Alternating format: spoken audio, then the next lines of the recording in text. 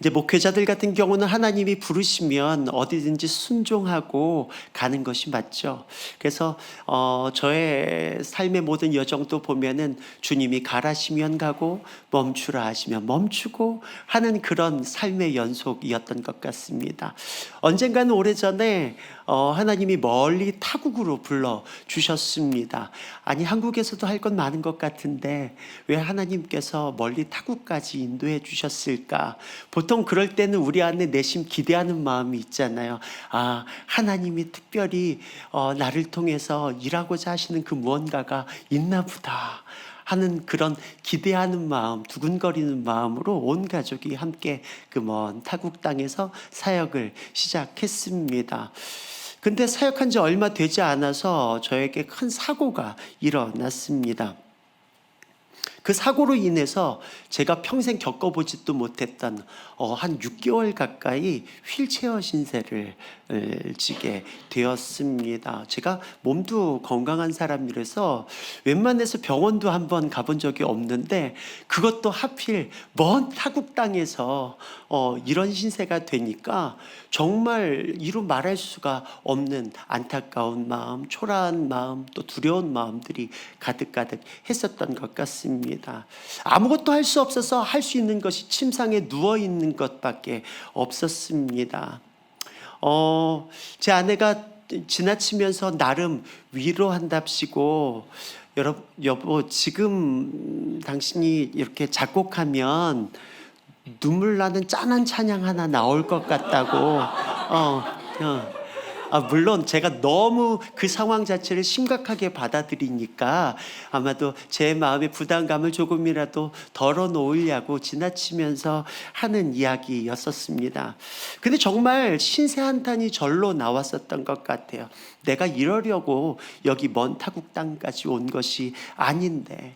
그래서 할 수 있는 게 침상에 누워서 천장 보면서 기도하는 것이 전부였었던 것 같습니다. 근데 여러분, 이런 때는 보통 기도의 내용도 거의 뭐 탄식, 뭐 애가 이런 거밖에 안 나오잖아요. 그래서 한숨 반, 기도 반 이러면서 하나님 앞에 사실은 밑바닥에는 원망 반 하면서 이렇게 시간들을 보냈었던 것 같습니다. 근데 놀랍게도 어느 날 밤에 정말 기도하면서 그 시간들을 보내고 있는데 주님이 제 내적 음성으로 이렇게 말씀하시는 거, 너를 일으켜 세워서 주님을 전하는 증인으로 삼겠다. 온 세계와 열방이 너로 인해 주를 보게 될 것이다 라고 하는 이러한 약속의 말씀을 하나님이 제 마음 가운데 주시는 겁니다. 얼마나 소망이 일어났겠습니까? 근데 사실 그 상황만 보면, 그 현실만 보면은 그 침상에서 꼼짝달싹 할 수도 없는 형편입니다. 주님이 말씀하신 그 내용과 내 현실과는 전혀 맞아떨어지는 것이 하나도 없었던 것 같습니다. 그럼에도 불구하고 하나님이 주신 그 언약의 말씀을 꽉 붙들고, 주여, 내가 이 말씀을 믿음으로 붙듭니다. 주여, 이루어 주시옵소서. 그래서 정말 밤이 새도록 그 말씀이 이루어지도록 기도했던 것 같아요. 근데 하나님이 감사하게도 그날 밤에 제 입술에 찬양을 허락해 주셨습니다. 그 말씀, 언약의 말씀으로 허락해 주신 그 말씀을 통하여서 제 안에서 날 향한 주사랑이라고 하는 찬양이 흘러나왔습니다. 아마 3부 예배 때 참석하신 청년들 같은 경우는 함께 많이 불렀던 찬양이기도 합니다. 가사 내용이 일으켜 세우사 주 전하게 하시네. 온 세계와 열방이 주 볼 수 있도록 구원이 온 땅에 선포되는 그날에 주 보좌 앞에 모두 절하리. 그날에 이거 그냥 우울한 찬양 아니라 엄청나게 막 신나고 막 일으켜 세우사 막 이런 찬양입니다. 어떻게 이런 현실 속에서 이런 찬양이 나올 수가 있었을까요?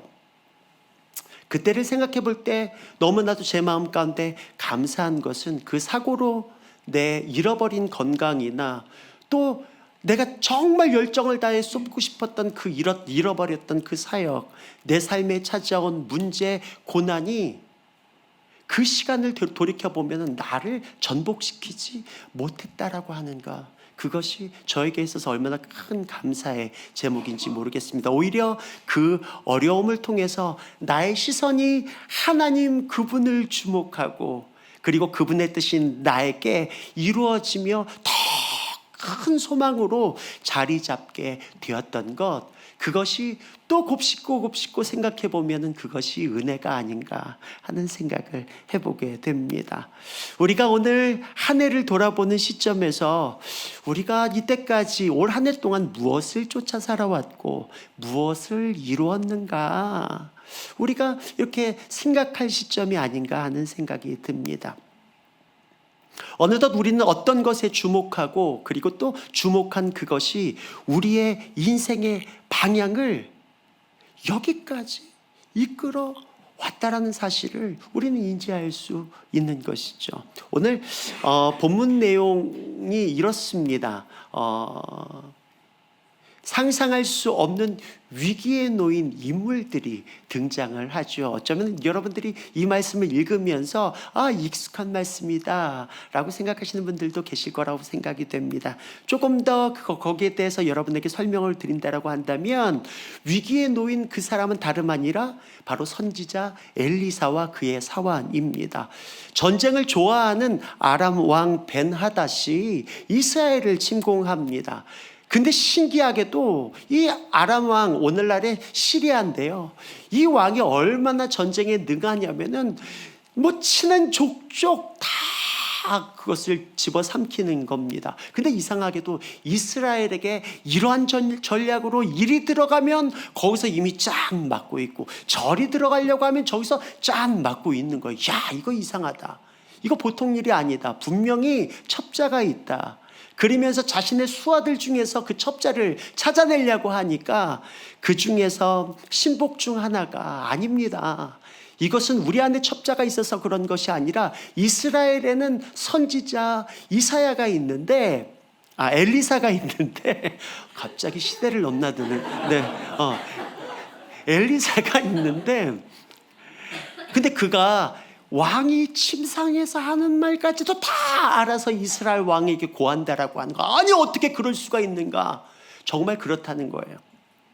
그래서 사실은 굉장히 두려운 마음에, 그래서 이 자를 잡자. 어디 있냐? 그래도 도단성에 있다고 하는 거예요. 그날 밤에 그 군대들이 총출동해서 그를 잡고자 나갔던 장면이 오늘의 말씀입니다. 그리고 정말로 그 도단성에 도달해서 그 도단성 전체를 이 병과 마병으로 완전히 휘감았습니다.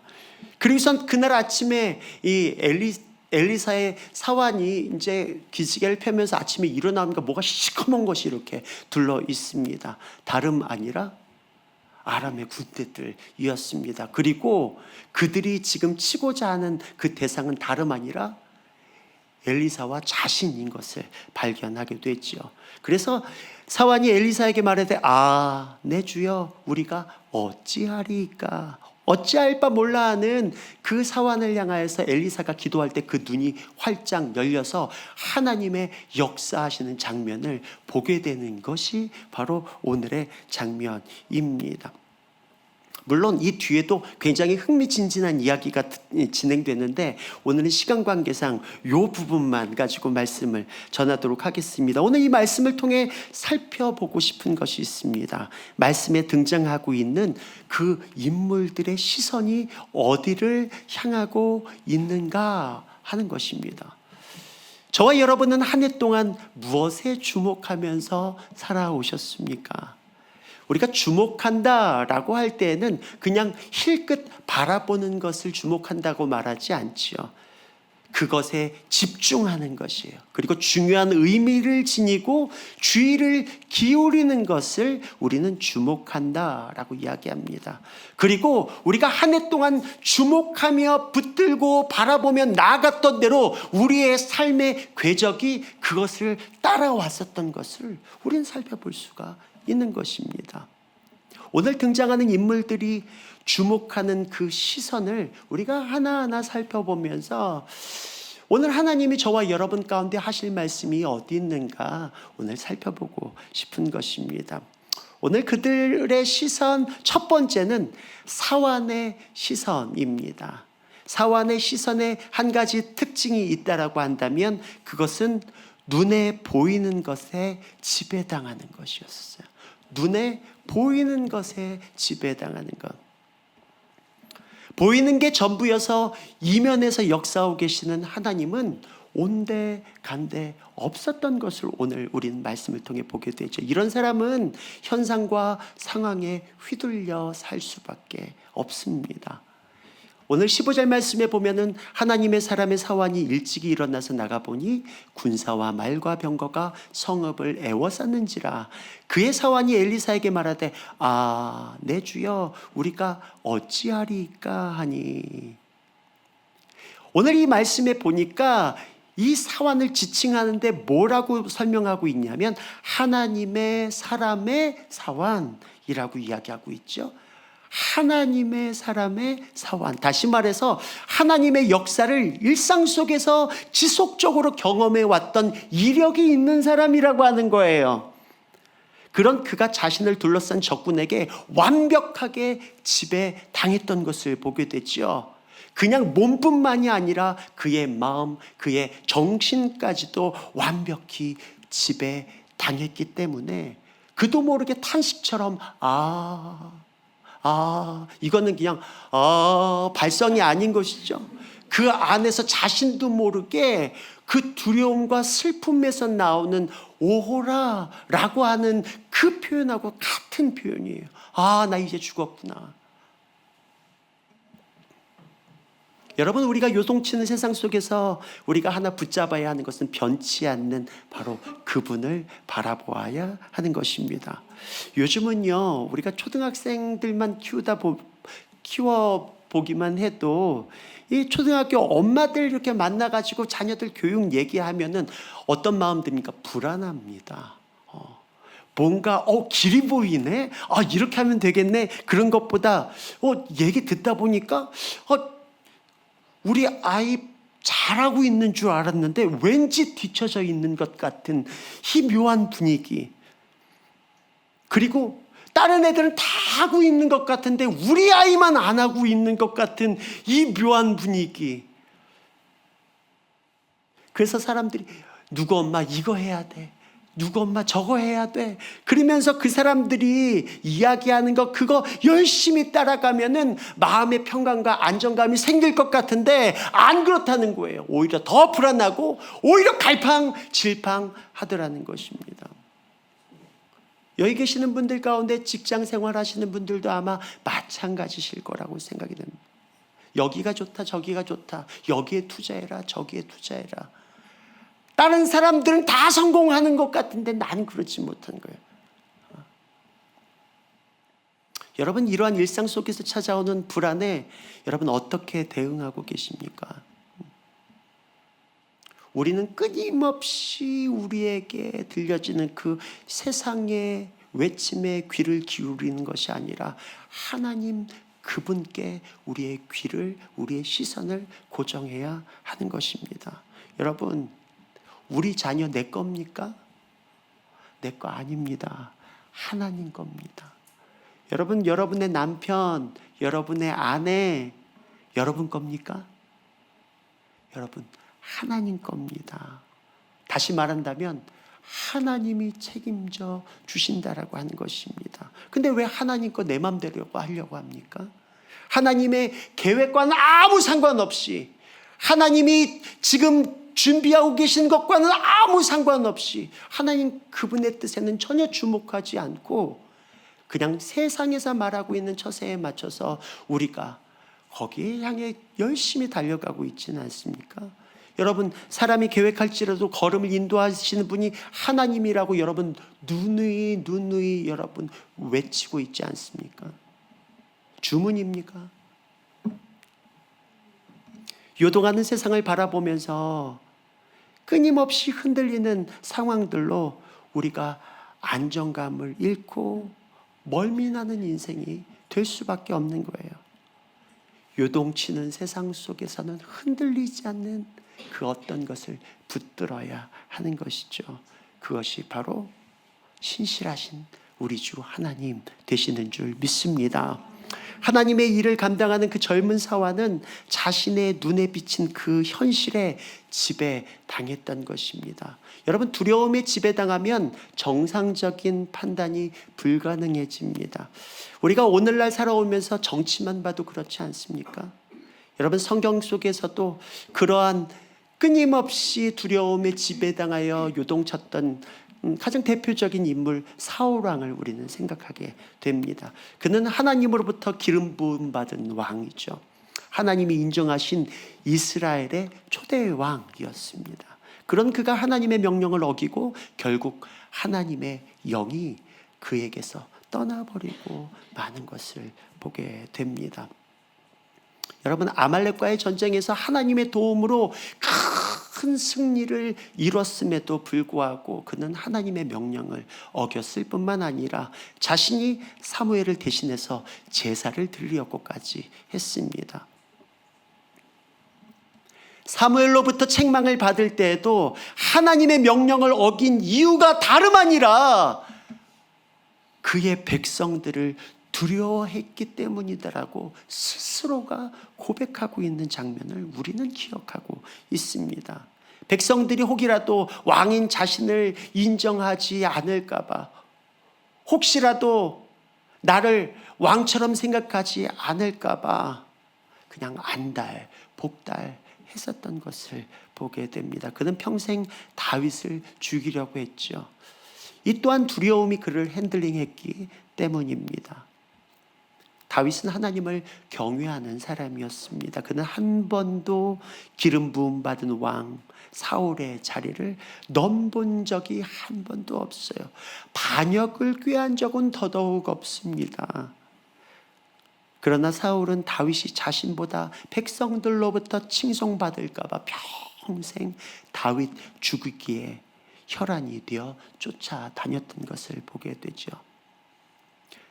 다윗의 도망을 도와줬다라고 하는 이유로 여러분 잘 아시는 것처럼 아히멜렉 가족과 제사장 85명을 몰살시켜 버립니다. 상상이 되십니까?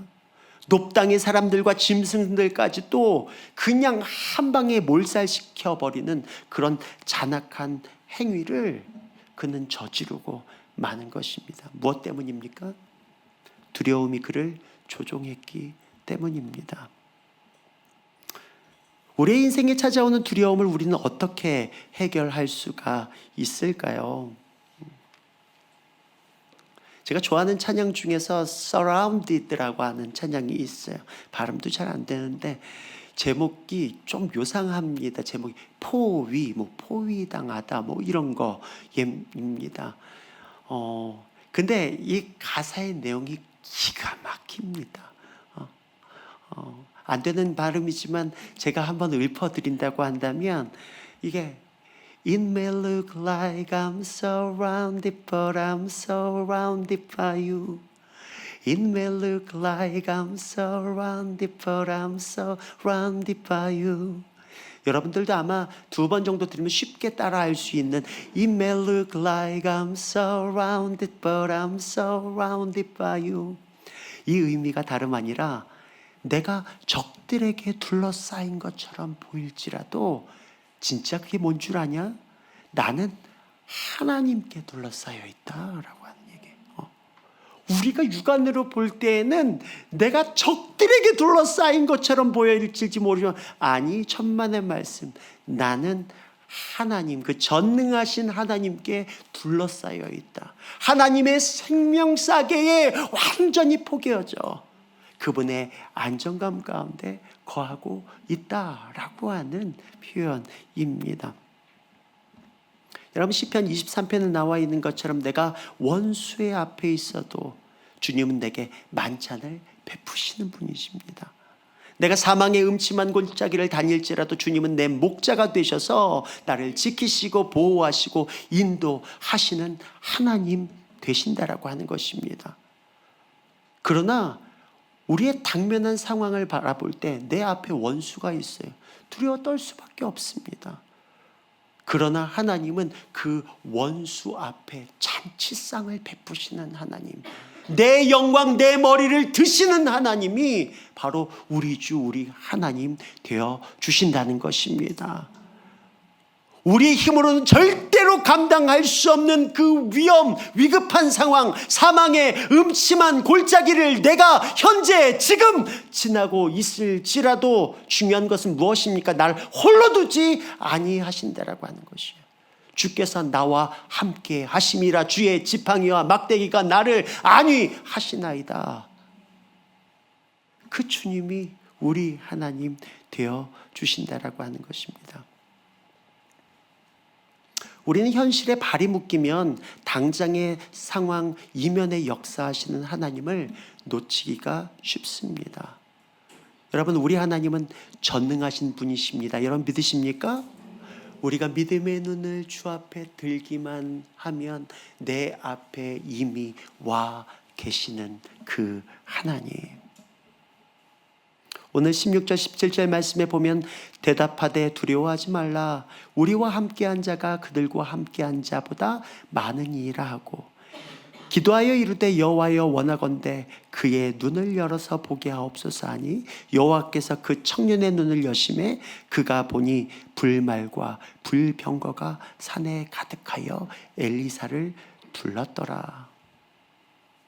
여러분, 엘리사처럼 믿음의 눈을 가진 자들이 할 수 있는 특별한 행위가 무엇인 줄 아십니까? 바로 그것이 기도인 것입니다. 오늘 이 밤에 여러분 왜 이 자리에 나오셨습니까?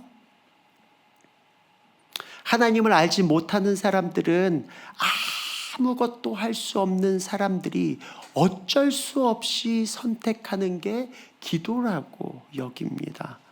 그러나 여러분, 기도는 하나님을 신뢰하는 사람들이 선택하는 가장 적극적인 행위라는 것을 잊지 마시기 바랍니다.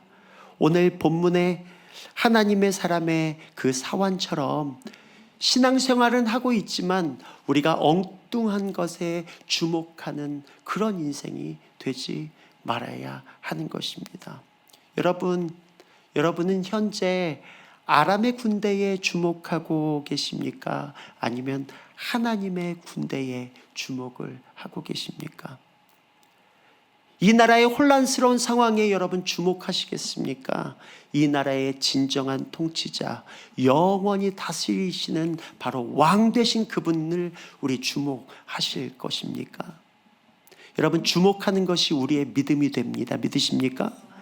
여러분, 가짜뉴스, 거짓 루머에 주목하면 그게 믿음이 돼요. 혼란스러운 전국 속에 보도하는 이야기들, 경기 침체, 경제 혼란, 환율 폭등, 우리가 그런 이야기들만 들으면 얼마나 우리에게 심각하고 낙담이 되는 메시지가 아니겠습니까?